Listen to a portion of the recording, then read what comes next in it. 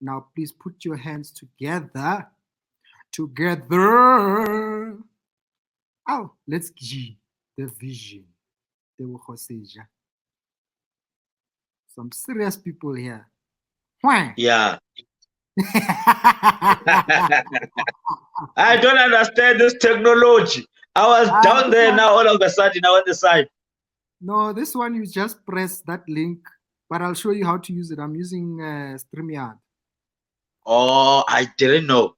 So the nice thing about it, instead of when I go live directly on Facebook or YouTube and it's just me on screen talking to myself, Yeah. I can send you a link. I can have about 6 people here, up to 6 people. Oh. And then I can choose who's on screen when. I can also send a link to anyone that's watching and they can join us, but I'll have to put them in. But I can put the link, for instance, in the comments, and your fans can talk to you, you can see them. Yeah. For So some that's reason, we can say donkey lockdown because now we are getting educated now. no lockdown. How has lockdown changed your life? You can see I'm all over the internet. Like I'm working on the internet.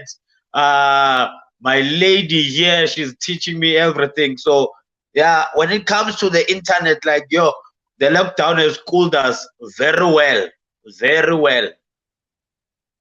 Has your lady done any interviews with you? Yeah, we did some. We started a podcast, and then like we've been coming up with ideas and ideas like on a daily basis. Like we're doing everything.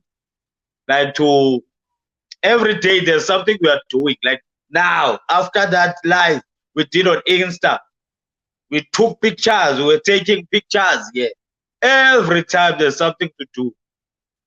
Will she agree to come on live now with you, or she's already put a Come King? Yeah, she's already on her ugly zone. I don't think she would like that. Yeah, she doesn't. Yeah, no, it's fine. Don't worry. Otsuri, is your phone on a tripod? Yeah, it's on a tripod. Okay. No, you are getting the gist of this thing now.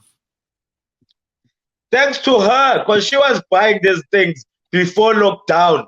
The lights, these things, the mics, the small mics for the little did we know we're gonna be here.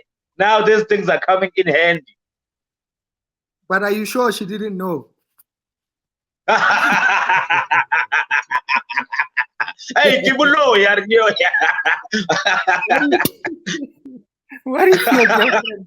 What if your baby mama knew? Kuti, hey, yes, there's something. Yes, there's something. Yeah. That was last year, bro. I don't know how her and Bill Gates knew about these things. Yeah. No, Yeah. man. It's I'm glad first of all that lockdown has definitely I've seen the best of you and a few other comedians. I've seen guys just come out on social media. You know, Mpo Pops, Mtawelanga, Tats Nkonzo, Nina Hasty, Kagiso KG Mukhadi. Stop No Songs has always mastered this thing, and Yes. but I was excited that obviously we all depend on stand-up comedy, Yes. and it is our everything. Like without it, we are almost all of us. Our careers are almost on hold or over, or we are not Mm. making any money, etc. And this opportunity, a lot of guys saw and started creating content, producing content, shooting Mm. skits every day. But I was even more excited to see you, like you are Yeah. always doing live, you're always posting on Instagram. And That's amazing. then I realized, this nigga is also into YouTube. Mm. I wasn't expecting, uh, I know a lot of people haven't really come around to YouTube, especially South Africans and South African comedians. I mean, it's even Yeah. hard for me just to tell people to come and watch me on YouTube for free. So how has YouTube been for you? When did you start? What's your journey with your comedy and YouTube? Uh, I would have people because I've been asking around about uploading material on YouTube and videos because like I started seeing comedians. Basically, I started seeing all these social media funny guys like the your Tumi Stop Nonsense, your Lianaba, your Tafayas. All those guys were funny on social media. They started moving to comedy now, all of them moving to stand-up comedy. And I felt like, why not as a comedian move into their territory? So I started asking them questions as well. But I didn't know how to do it. So I ended up uploading all my stage performances on YouTube. I didn't even realize that I was way past 100 subscribers until lockdown. I read Wow. because when the lockdown started, I was on 3,500 subscribers. I didn't even notice because I would just upload something and then let it be. So that is my journey in a nutshell. So let me shock you about my YouTube statistics, right? 97% of my views are non-subscribers. I can imagine. I'm sure.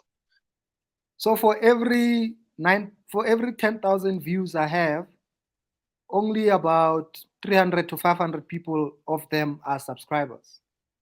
I can't understand it. I can't deal with it. But I know it's also because a lot of people will just get a link from YouTube, just press the link, watch, and leave. You know, they don't go to YouTube, log in, subscribe, comment, 10 Yeah. minutes. Well, a lot of my followers or my people don't do that. You know, they just go in and out, do what they want to do. I'm sure some people are thinking that YouTube chows more data than Facebook. It's the same. Like any I other don't app. know. The more you watch, obviously, you spend more data. But you can choose the resolution of what you're watching. You can make it small. You can make it full HD. So you can also control how much data you are spending. There's someone here who says they've never heard of you, Godfrey Mashangu. How many times was people that still don't know you, or are you surprised that some people still don't know you? I'm surprised when people know me or know of me. It is very surprising because my social media numbers are not of any well-known celebrity or comedian. Like I watch or numbers? If I check about Samari, I got 50K on Instagram. I'm close to 8,000 followers on Facebook. I'm on 33,000 followers on Twitter. I'm on 4,400 subscribers. So I'm still surprised now when I meet people in the streets who happen to know me and my comedy. Yeah, but see, what matters with social media is engagement, you know? So you can be like me, you have 800,000 followers on Twitter, and then you tweet something and there's 2 likes and there's 1 reply.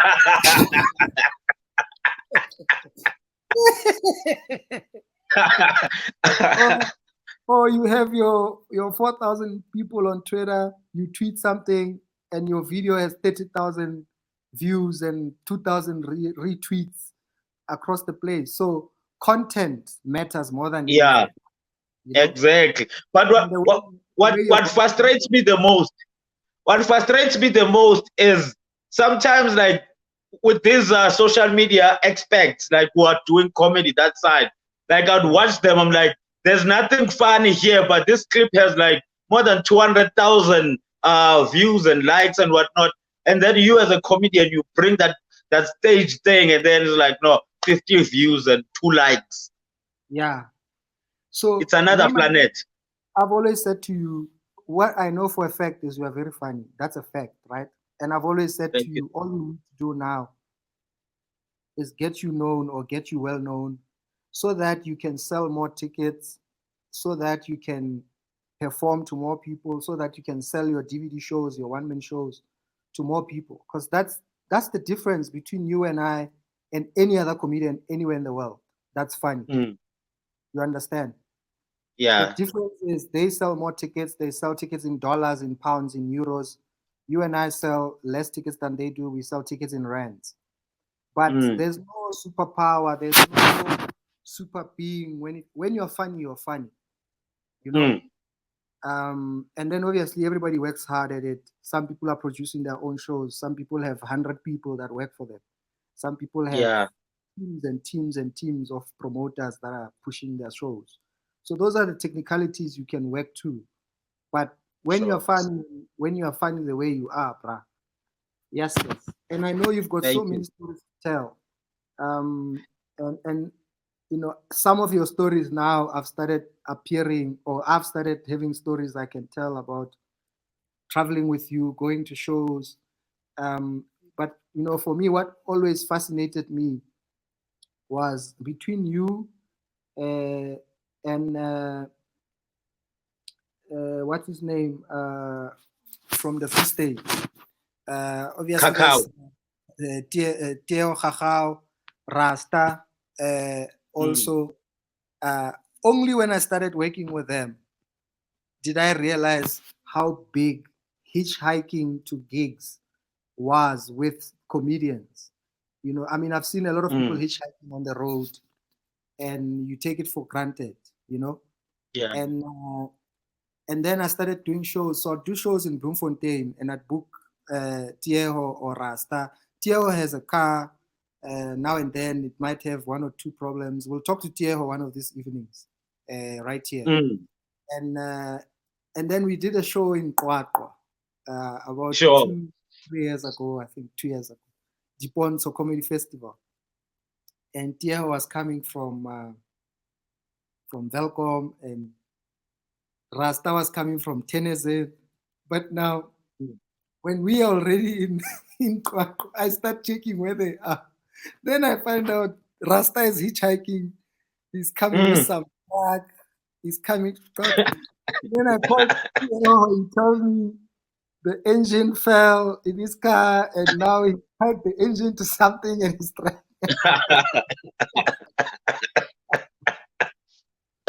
But you know, I have to tell the audience, you and I, well, I started touring and trying to go to all these places where I've never taught or never performed before. I went to Colesberg, I went to Port Alfred, Mm. I went to Stegspruit.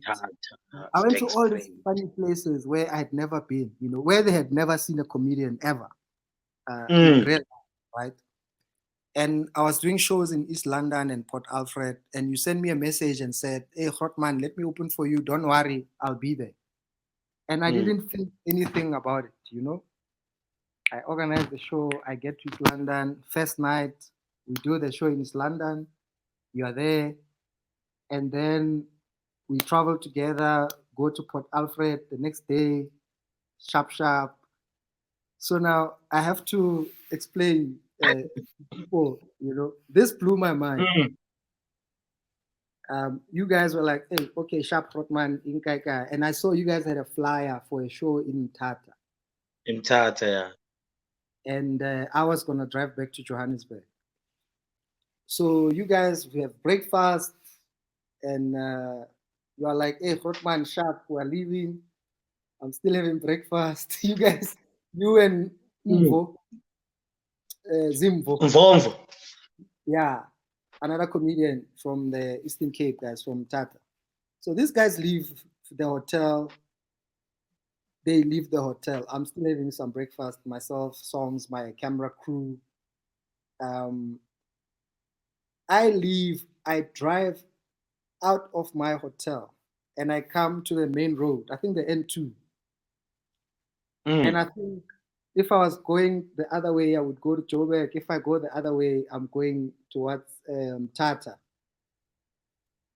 I come to the street by the gate, by the T junction, and you and Zimbo are on the other side waiting With and the looking board. hitchhiking a ride. Yo, that shit messed with my mind. See ya. It's normal with us. It was normal with us. And my only worry was I've never been to Mtata from Port Alfred. So I don't know the hours. Mvomvo was so relaxed. I'm like, bruh, we are going to the beach and swimming. Bruh, I know Mthatha is far. But he was so relaxed. Like, no, we're going to get there on time. So that's pretty much, that was my first time in Tat. So pretty much I ended up now saying, guys, come, let's go. We got in the cars. I think my camera crew went and left and went back to Joburg. And I took you guys, we took another car and we started driving to Mthatha. We drove past Kunu. I saw Nelson Mandela's house for the first time. We drove past the house. And definitely, you know, got to Mthatha, met more comedians, had a show that night. It was a good time, man. It was a good night. But I was just too touched about how confidently someone can just take a gig, I'll show up, and then you still have to hitch a ride, and you still make it to the gig on time. And this other lady in Mthatha, last time I went to Mthatha last year in December, she tells me she met her favorite comedian, another Eastern Cape comedian. So she's a doctor. She's like, I was driving back home to King Williamstown, and then I met my favorite comedian, hiking. I was so embarrassed because I also had a crush on this guy. So I didn't want to stop for him, and then he rejects me in my car. So I just left him there. She's a big fan, seeing a comedian like hitchhiking, needing a ride, and they're going to the same city, to the same town. So for us, it's not even embarrassing to hike. As long as we get to the gig, we don't care how we come back. That was just mind blowing for me, man. Are you still hitchhiking to some gigs? No, not anymore. Like I have not been in that situation, but I don't know when I'll be in that situation again. But no, not now, not now. But I do take buses though. Yeah, no, I know. Yeah, because we did some gigs in Cape Town. And Yeah. you just say to me, "You're coming." We will all I go to get the awkward looks now in buses, like people looking at me like, ah. But some people in the bus know of me. It gets really awkward there. Do you have a favorite bus service now? All of them now are whack. All of them are whack. Greyhound used to be my favorite, but even them now, they are not comfortable anymore. They are in demand, so they are in demand, so they don't respect us. It's like a taxi now. They are treating us like we have no choice but to take the bus. Obviously, we started doing a lot of shows together, and we used to do December shows, and in Cape Town, at the what's that hotel where? Rockwell Hotel. The Rockwell Hotel, where I used to do my shows in December, and I saw you also did your show. And, I did my second sold out there. Thanks to you, I got to know of the place. So how was your show? How did it go? And how it was a sold out show. It was amazing. Yeah, at the Rockwell in Cape Town. It was a full house. At the Rockwell Hotel in Cape Town. Yeah, at the same venue. Yeah, Rockwell. You know, those guys, they know how to treat an artist. You know, they gave me all the ticket sales and stuff like that and helped me promote the gig. So it was amazing. We only promoted the show. They give you a penthouse. No. They didn't give me a penthouse. That guy didn't give me a penthouse. What were your plans before lockdown? Like your plans for more shows, tickets, selling out other shows. What were you doing when lockdown was announced? What were you supposed to do the next few months? I was kickstarting the one-man tour because I did Cape Town 29 Feb, Port Elizabeth 7 March. So the next one was gonna be 9 May in East London, and then Hustle Adult Mthatha, Durban, then Joburg. That was the plan for the comedy thing. And have you my one-man show? Have you lost a lot of money? Had you saved money, or you hadn't started spending money. So I know I already had adverts for Black Song on Comedy Central, and obviously it was like 3 weeks before the first Black Song of the year when lockdown happened. I had a golf day that was cancelled. I had some club gigs that were cancelled. Had you started spending money, or you were still able to just say, "Hey, I was like," just after I lost money in PE lockdown. After I lost money in PE, and then now, yeah, there's no way to make it back. Like, relax, calm down, write more jokes. Have you? So there was nothing saved. Have you managed to make some money now during lockdown? Are you doing some gigs online? Are you doing webinars and corporates and people trying to say, Seya, come tell us jokes, talk to your laptop and make us laugh? Or you're gonna have to wait until we are out of lockdown? I did one. I did one last month, April. Yeah, I did one, the Savannah thing. I only did one in this lockdown, but now I'm just building the following on my social media platforms. That's all I can do now. I'm sure once they see the numbers are growing, they'll start calling. But the plan is not to wait for the lockdown to make money. The plan is to see how much money I can make in the lockdown by using these platforms. No, we have to. We don't have a choice. Have you been to Swaziland yet? Yeah, I've been to Swaziland and Babani. And doing shows? No, I was booked there last year. I did Swaziland. No, dope audience there. How are you handling the language thing? Because obviously I know the majority of you. Someone says I must put on a hat. I don't know what is lonely.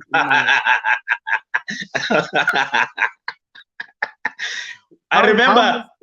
Yeah. I remember the first 6 months when I arrived in Joburg. It was a problem for me. Like even before I got here, I would call the people that I knew were doing Xhosa in Eastern Cape, and then people were like, "No, Seya, not in Joburg. Can't do Xhosa in Joburg. I'm no longer doing Xhosa. I'm doing English in Joburg."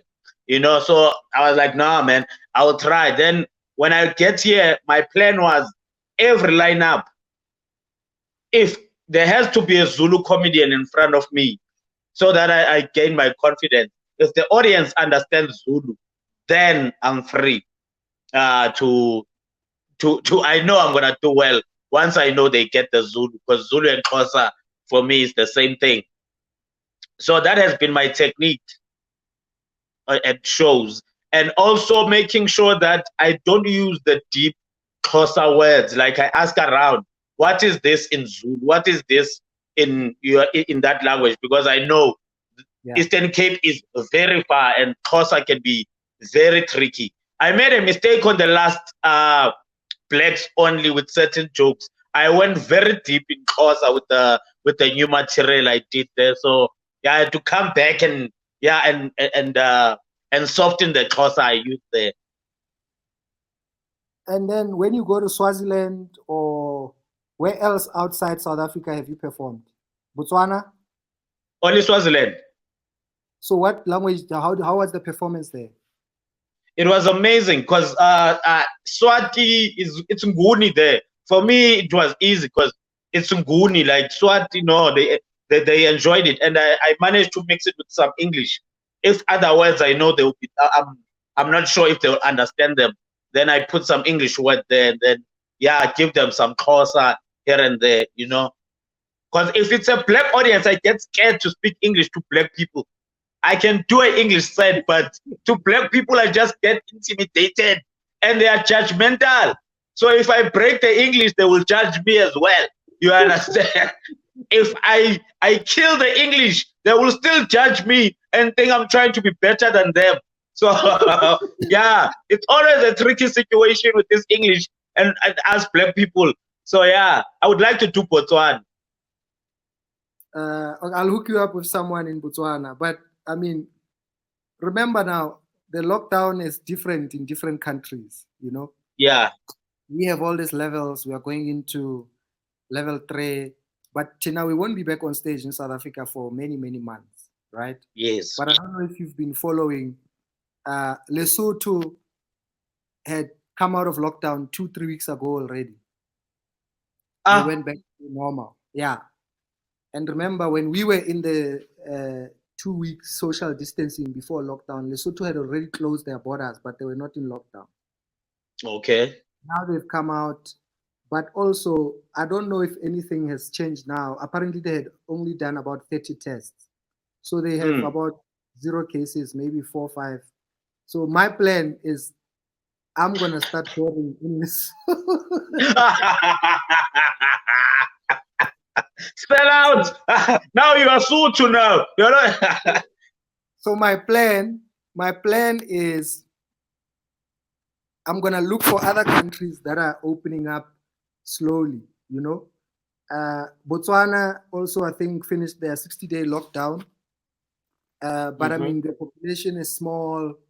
I don't know what their numbers are. They recently had like their first or third case, you know. So yeah. I think then what our plan should be, what we must look for. I'm going to look in Lesotho, Botswana. I know Swaziland is a bit hectic. Tanzania, Kenya. As and other countries open, you know, America is already going back or trying to go back to normal. And we'll see what crowds they are kind of allowing for people to perform. So I think that's really our only, our only solution. Because for me in South Africa, I've written off probably till next year to do a live show. So now this corona, I'm seriously. This corona is gonna expose us to reverse xenophobia. Yeah, because now Zimbabwe. I know Kagiso KG has got a show in Zim.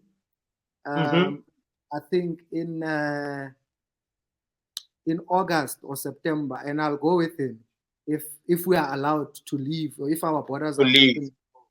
Yeah, and then he was about to take me to Tanzania as well, because he's been traveling and doing gigs in Tanzania. He's got a guy that he met and some gigs that they've been doing in Tanzania. Sure. You know, I've got my guys in Kenya. I've met some guys online that are in Ghana, and we're talking about shows. So definitely, one of the first things I'm doing is an African tour when we come out of. Seya, what? So besides calling businesses and whatever, what else do you? Is it? Yeah. Barry, what's the story behind the hat? Well, it's my insecurity about my hair, because since I was young, it starts here in the far away from the forehead. So yeah, same. Yeah, no, same. It has been my my insecurity, so hence the hat. I've been wearing caps since I was young. What's your parents are still in Mdantsane? No, they're in Port Elizabeth. The Mdantsane house, my mother's house, is it's rented out. Oh, is it? Yeah. But you grew up in East London when? Yeah, am I what? You grew up in East London? Yeah, I grew up until I was 15 when they bought that house in PE. Then I went to PE. Then it's back and forth, East London and PE. Have you done a show yet in your hometown where you come from? East London. Yeah. No, in the township. I did. Yeah, you're in the township. I did the show in this other club. I thought we were gonna do it inside the club, and then the owner was like, "No, let's do it outside." We did this picnic thing, and we had to alert people last minute that they must bring their camp chairs and whatnot. The people from Tanzania, they came to the show dressed nice and stuff, and then they sat it down back like on the ground, and it was raining, and those people it was a disaster for me. For them, it was a show and a half. I was so shocked. So in Tanzania, we don't have venues. We don't have, even the pubs are just meant for alcohol, not for entertainment or live entertainment. So it's very difficult to find a place to do. There's no theater. All the halls are vandalized. So someone rather takes it to to town. What do you miss the most? I know we spoke about food. People, cities. I know you're with your woman, so it's not so bad. A lot of people out there are dying of salt, right? Some people are Yes, locked up exactly. on their own. Hey. It's and surprise. You'll be surprised who's locked down on their own. Even Donald, our friend Donald, Oh. Donald the musician. Yeah, has been in lockdown by himself. I spoke to Aubrey Poe, actor Aubrey. Ah, He's also been locked down by himself. I found out there's quite a lot of people that have been in lockdown by themselves. I'm sure they have permits. They are in and Ah, out of lockdown. let me see if I can get someone else. Who are your favorite comedians in South Africa? South Africa, I love Skumba always. I love Skumba. Uh, you you are one of them. You've been doing comedy for more than 20 years, and you are still doing it as if you started yesterday, like what you did at Parker's. Uh, I always tell the comedians in my level, like, you're the people that we thought were big and successful and stuff like that. Like, the way they are so humble, you think like they started with you, like you now, like you being you now. Yeah, like it's like we started comedy the same time. The way you are working hard, and then another one is Mashabela, another humble one. Works hard, uh, has many streams of income when it comes to hustling. So it's people that I learn for on how to take this as a business. Because for years when I moved to Joburg, I only thought being funny will just pay the bills, but learning from you guys that no, you need to have a lot of things. Like, anyone can be funny. There are a lot of people in the township who are funny, and they are just there being funny in the township. So what makes a difference between a stand-up comedian and someone who's funny in the township, or anyone who's funny, is the fact that you are humble, you know your story, So yeah, it's people that I learn from, you, Kumba, and Mashabel. No, that's good, man. Would you consider doing other things outside stand-up comedy, or what business, if you can, just take your money, put some money away, or in a business? What would you consider doing? The plan is to go back to Eastern Cape, have a farm. I want cows. I love yogurt, so I want to make yogurt and cheese. I just want to make manufacture dairy products. Yeah. That is my So plan. will you have someone doing all that for you, or you gonna go now and live on a farm? No, not now, not now. When the age is suitable to go there. But now, yeah, it would be nice to have some people to handle that for me. Yeah, no, I don't know if people know, but I've got cows somewhere. I know. I know. You are living my dream. I know.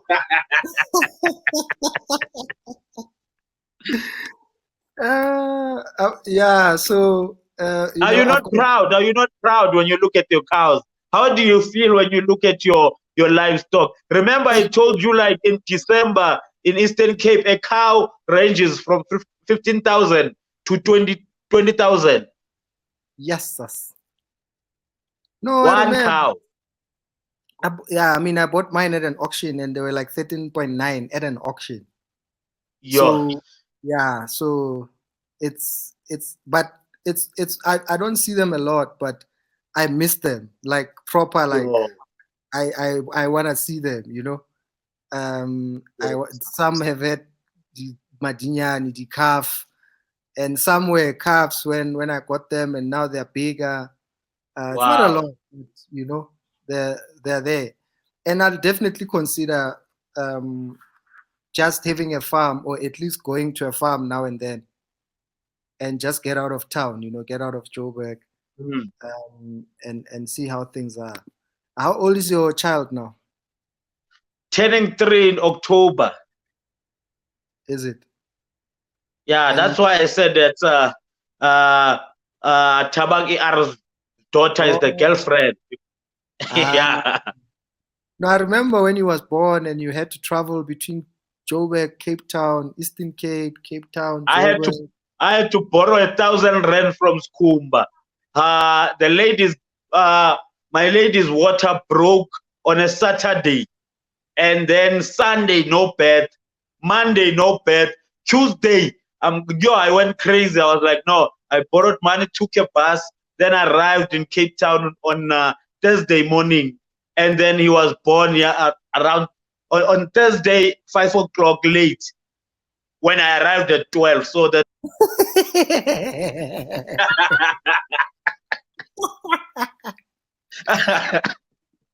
How long have you been doing comedy now? June 14, it will be my 13th year. June 13. 14 is my 13th anniversary. And before that, what did you do? Were you working? Before that, I graduated 2006. So I was just out of college. Okay. 2006, looking for work. And then I found comedy 2007. Where were you working? I've worked everywhere, like macro. I've dug the trenches by the road, contract work. I've managed Cash Crusaders. Cash Crusaders was my last job. 2010, I ripped my CV apart and said, no, I'm gonna do comedy. If you think if comedy didn't work out, what would you be doing? Or if, let's say now, but Corona is gonna go for 2 years, and we have to go find full-time jobs, you and I. Where are you gonna go and apply for a job? Radio. Okay, to be a DJ. Yeah, because I studied radio and television and Is it? filmmaking. Yeah, I'm a graduate. I did audio visual production. Is that where you met your wife, girlfriend, baby mama? She graduated 2 years ago. I graduated 2006.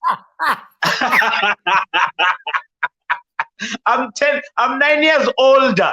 I'm 9 years older. When I was graduating, she was in crèche.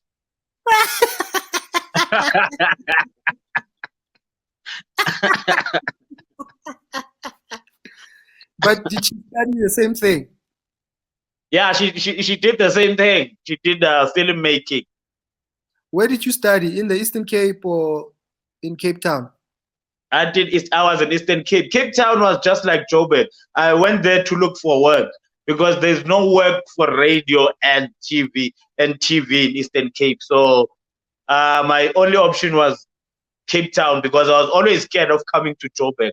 Like I say it in a joke, like it was really true. Because everyone that I know from Eastern Cape that came to Joburg to hustle, they came back. It's either dying from something or like they came back like with nothing. So my vision of Joburg was never positive. Do you still have one-man shows that you haven't released that you plan on releasing? I have a documentary. But the one-man shows that I had, they're already up on YouTube, and I'm worried about the quality when it comes to them. So that's why after this lockdown, first thing I'm gonna do is to correct all those mistakes and start shooting prop.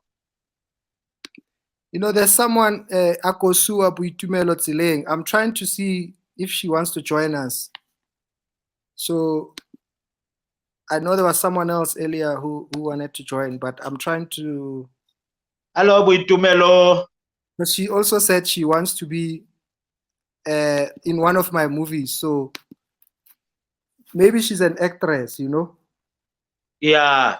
So I have to find a way to send her a link. It's fine, I'll do it. Actually, I Okay. know how to do it. Butumelo, give me your email address first. Yeah. Tumelo is an actress. It's not easy, that thing, to be on a set the whole day.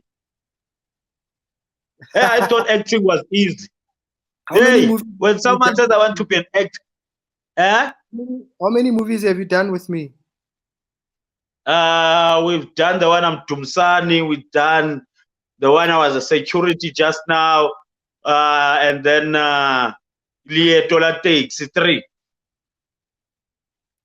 Butumelo, send me type your email address here.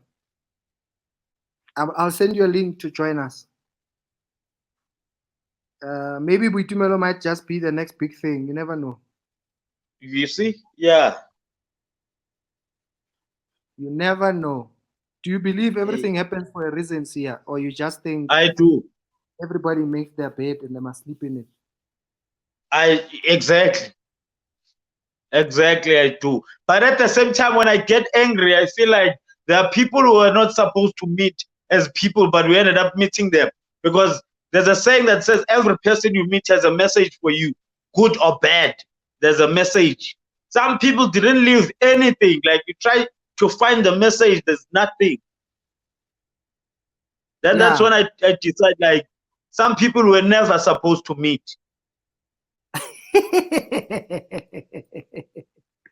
But once you've met. It has to be for a reason. Yeah, now it's hard to find the reason. Like, why did I meet that person? Like, even when you had a bad relationship with someone, at least you can take something. Okay, yeah, that person was bad. They screwed me over. I've learned a lesson. That was the message. Some people, they just know, you just don't understand what was happening there.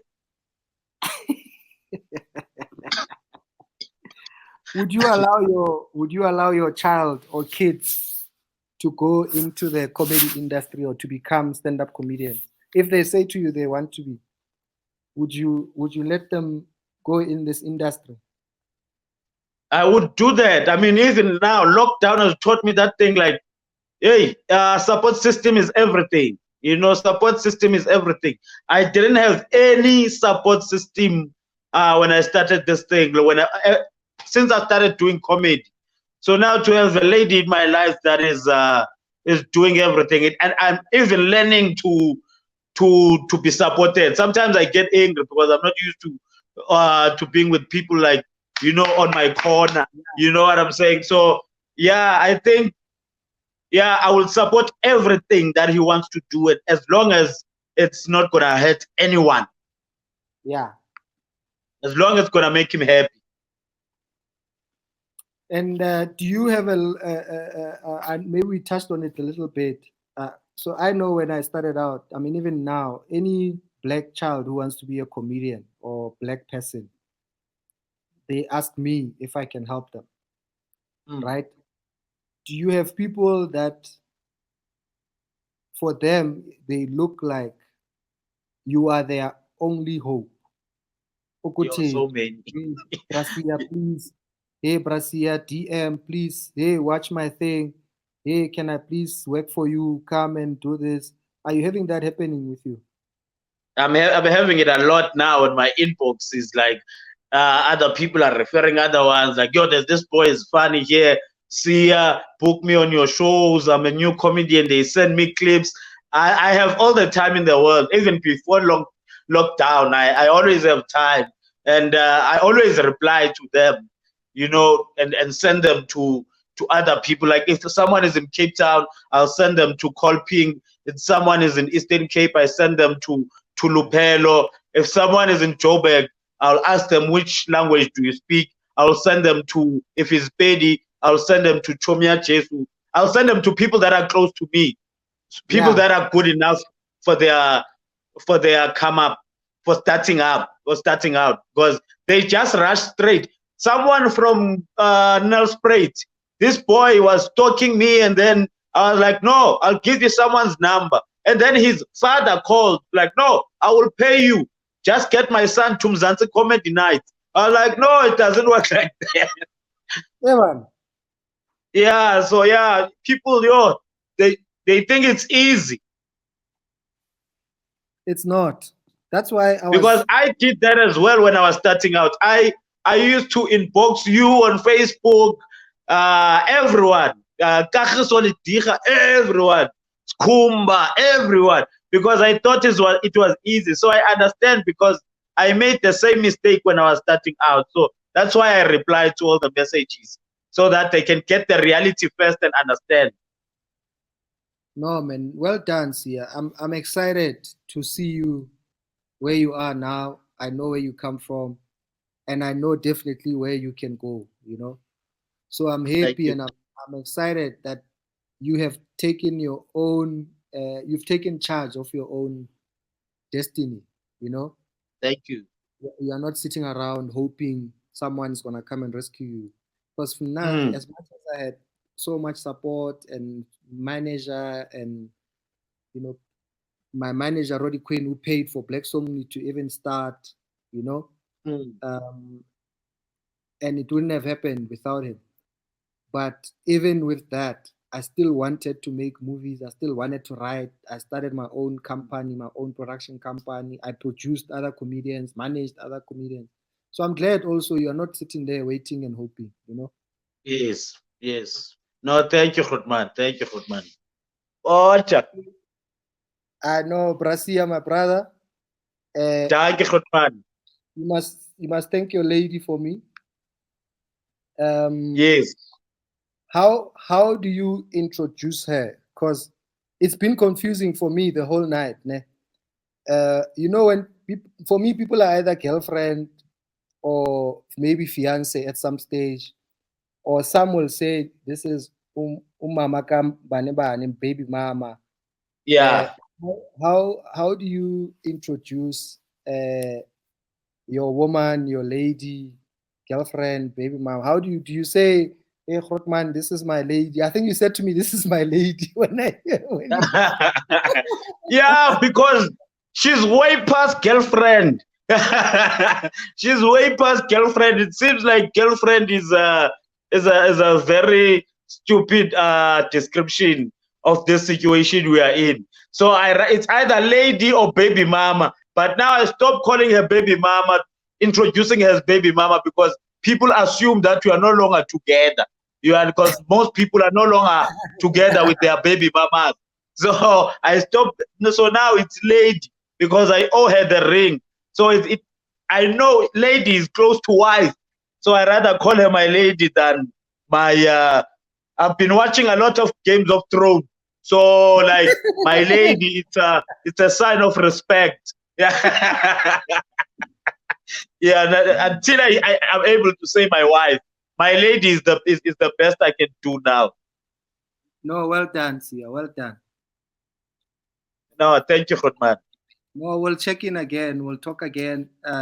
Guys, go follow Seya on his YouTube channel, Seya Vision. Follow him on his social media, Instagram, Twitter, Facebook. Support him. Understand this is the only way, or at least the most immediate next way we can make money right now. All our shows are cancelled. Um, some of the comedians don't have other streams of income. So just a little you coming here tonight for me means a lot.